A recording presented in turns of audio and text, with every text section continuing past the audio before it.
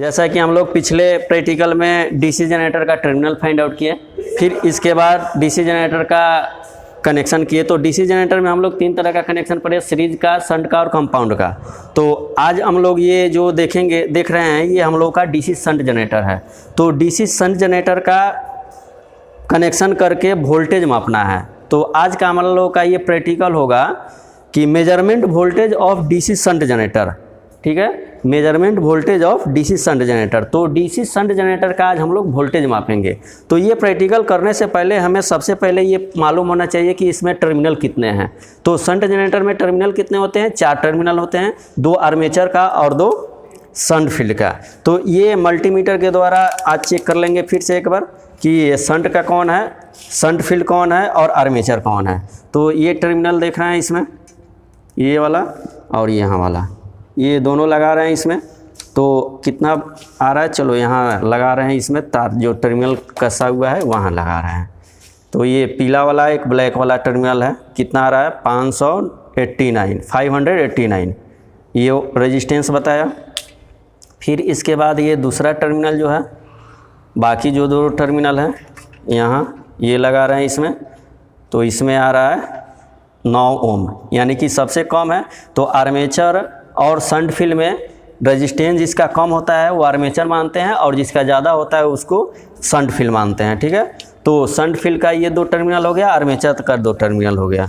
तो इस तरह से हमें टर्मिनल तो फाइंड आउट कर लिए, कौन आर्मेचर है कौन शंट फील्ड है। अब इसका कनेक्शन करने के लिए क्या करते हैं कि इसमें जो आर्मेचर और शंट फील्ड दोनों को आपस में पैरेलल कर देते हैं। तो ये आर्मेचर और शंट फील्ड का एक पैरेलल कर दिए और फिर बाकी जो 2 है यहाँ ये आर्मेचर और शंट फील्ड को पैरेलल कर दिए। एक टर्मिनल को दोनों आपस में रख करके और ये पैरेलल कर देते हैं। तो इस तरह से हमें यहाँ 2 टर्मिनल मिला। अब इस 2 टर्मिनल को क्या करना है? सप्लाई से जोड़ना है, ठीक है। तो एक तार यहाँ से जोड़ करके सप्लाई के लिए निकाल देंगे और एक तार जो है हम लोगों का ये जो दोनों पैरेलल किया हुआ है यहाँ से जोड़ करके सप्लाई के लोड के लिए निकाल देंगे, ठीक है। तो इस जनरेटर से हमें इस लोड पे देना है और लोड के लिए हम लोग ये अलग अलग 3 लैंप लिए हैं, ठीक है। तो ये 3 लैंप को आपस में हम लोग सीरीज करके रखे हैं ताकि ज़्यादा वोल्टेज आए तो ये बॉल हमारा फ्यूज ना हो, ठीक है। आपस में ये सब देख रहे हैं, ये सीरीज किया हुआ है, ठीक। तो अब इस डीसी जनरेटर को डीसी शंट जनरेटर को हम लोगों को चलाना है और चला करके वोल्टेज को फाइंड आउट करना है, ठीक। तो आज चलिए अब ये डीसी जनरेटर को चलाना है। तो चलाने के लिए डीसी जनरेटर को हमको प्राइम मूवर चाहिए। तो प्राइम मूवर के रूप में यहाँ हम लोग का AC 3 फेज मोटर लगाया हुआ है। AC 3 फेज मोटर क्या करेगा? स्टार्टर से चलेगा और फिर स्टार्टर से चलने के बाद प्राइम मूवर के लगा हुआ है और ये हमारा वोल्टेज आउटपुट करेगा। तो ये इसको ऑन करेंगे, आ गया सप्लाई यहाँ इस पैनल में और इस स्टार्टर के द्वारा हम लोग ऑन कर रहे हैं, ठीक है। तो इस स्टार्टर को पहले नीचे और फिर ऊपर करना होगा। मोटर जनरेटर चालू हो गया, जैसा कि हम लोग यहाँ देख रहे हैं, घूम रहा है जनरेटर और जनरेटर घूमने के बाद यहाँ आउटपुट में वोल्टेज ये लैंप जल रहा है, इससे प्रूव हो रहा है कि हमारा सप्लाई दे रहा है, ठीक है। अब इसके बाद हम लोगों को वोल्टेज माप लेना है। तो इस मल्टीमीटर को सिलेक्ट करके डीसी वोल्टेज पर सिलेक्ट कर लेंगे और डीसी वोल्टेज पर सिलेक्ट करके और इसके दोनों टर्मिनल से हम लोग चेक करेंगे, ठीक है। तो यहाँ रख करके देखेंगे, ये एक टर्मिनल यहाँ सटा दिए और दूसरा टर्मिनल यहाँ सटा रहे हैं।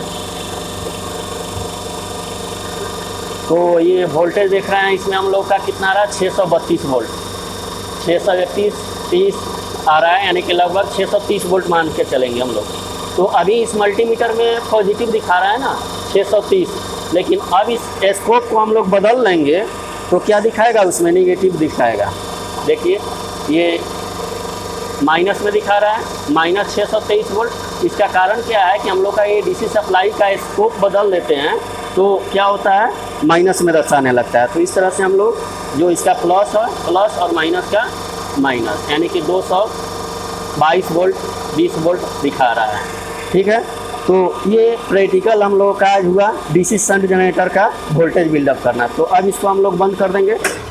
यहाँ जनरेटर बंद हो चुका है और सप्लाई भी बंद हुआ है, बॉल भी हमारा बंद हो चुका है।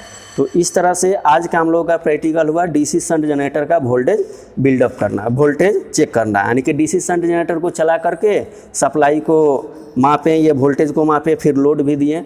तो इस तरह से आज हम लोग जो प्रैक्टिकल किए सक्सेसफुल हुआ। तो आज के लिए बहुत बहुत धन्यवाद।